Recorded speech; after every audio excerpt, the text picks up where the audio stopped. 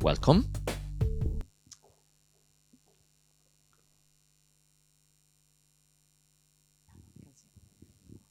Hello. My pleasure to be here and again because Zaragoza was the university.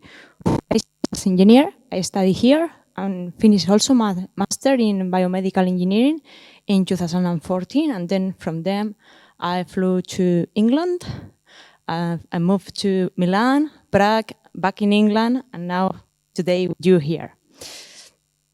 So my role or my ESR in the project has been the automatic process planning and design of manufacturing cells in Industry 4.0 production. And so my institution supervisor, my university is Politecnico di Milano, as you can see the logo over there. And my supervisor over there is Professor Massimiliano Anoni. My industrial partner is Celada SP, a medium large enterprise about the machine tending industry. So the main objective of the project that I wrote here, so you can have them look, it was based on the keywords that I highlighted there. Knowledge, operator's knowledge, and process knowledge. That's keywords that Guido have used it in the when he was talking about industrial knowledge. Seems very simple. We use them every day. However, they are linked to a part of AI very important, not very known, and I would like actually to give you a bit of overview today. So my goal today is that you understand what I'm doing, but also that you know a bit the foundation of AI, because I think nowadays with ChatGPT is very important. So what happened is, when they are trying to develop a machine tending robotic cell, that is the figure you have over there, is a robot that does a pick and place. As we mentioned before, this type of silly robots that works in the automation lines. So what happened is the sales engineer needs lot of knowledge from other domains that he mostly have because he worked there before. So he have years of experience, a lot of what is called tacit knowledge. And he gathered the knowledge from all of these stakeholders, he summarized and he submit a quotation to the customer. If he has missed some of the items of the asset, he has missed a gripper, a tool change, a laser, a cleaner, this is a cost of failure that goes to the company.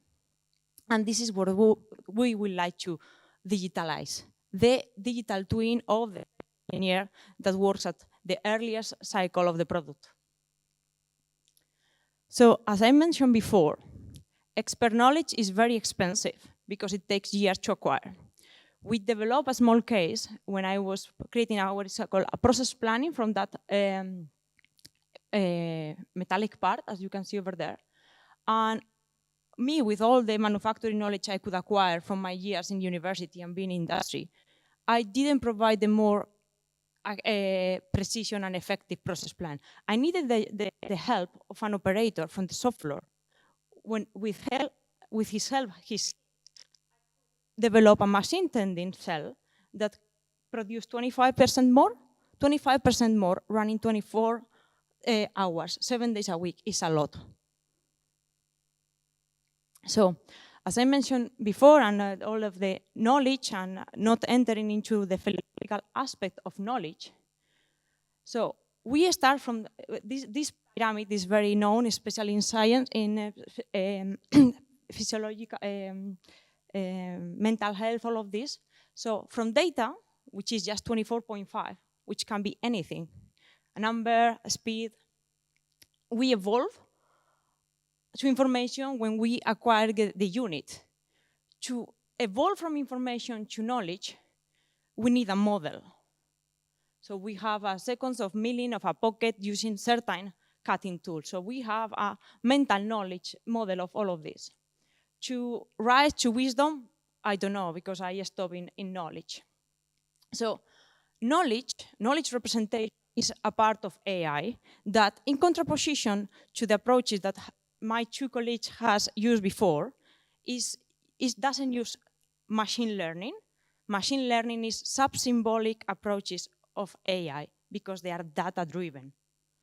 My approach uses symbolic approaches that is knowledge, representation, and this knowledge representation foundation, frameworks and foundation didn't came from Alt-Salman, didn't came from ChatGPT. They lie, the first logician of the story was Aristotle. So that's how back AI can you call it. Other logician and most of the main contributor to AI in the study are Bertrand Russell, Kurt Gödel. All of them are mathematicians, and they, believe me, have contributed more than Alt-Salman or ChatGPT to AI. However, now is the hype. So where I'm using logic and probability theory and ontologies. An ontology, what is now the trendy topic name, is knowledge graph. Just so for your information. Okay, so you didn't load. I just uploaded a new presentation, maybe it didn't upload on time. But I wanted to show you the Gartner cycle, compare what it really means. So have any of you know about Gartner cycle, the hype cycle? Can you load it quickly? Okay. Thank you.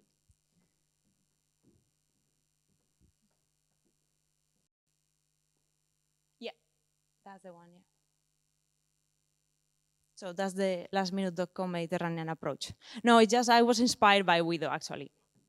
So this cycle that at the moment you will be in the market and you will be in LinkedIn, you will see it all over. This is the one for this year.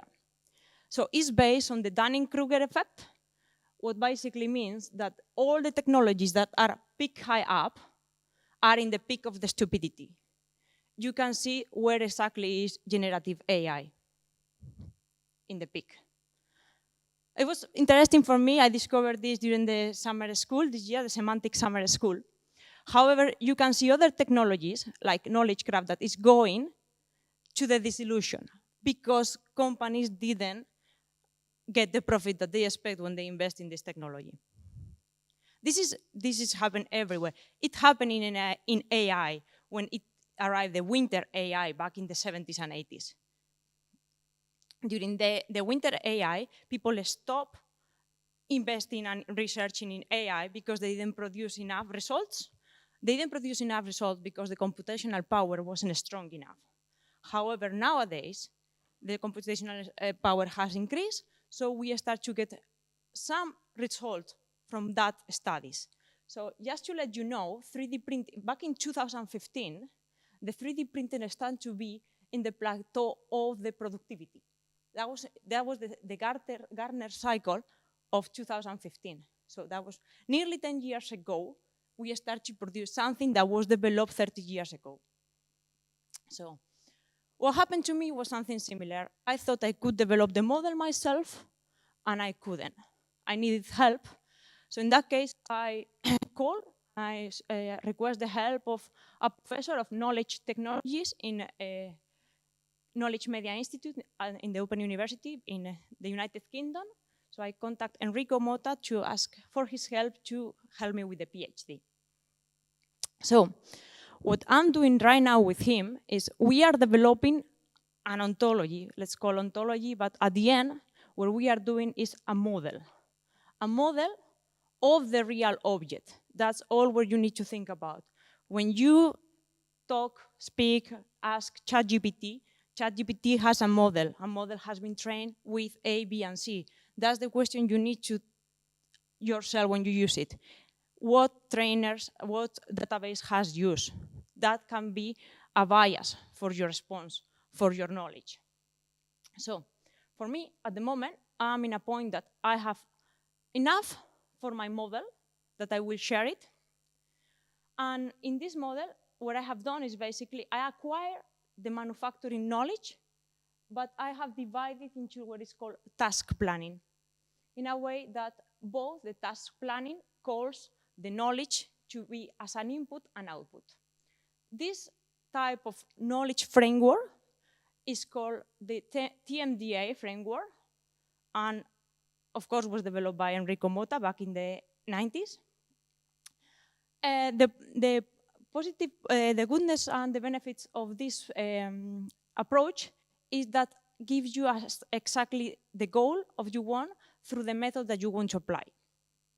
So in my model, I have task, inference, input, output, methods, and mechanisms. That's how my model is going to work.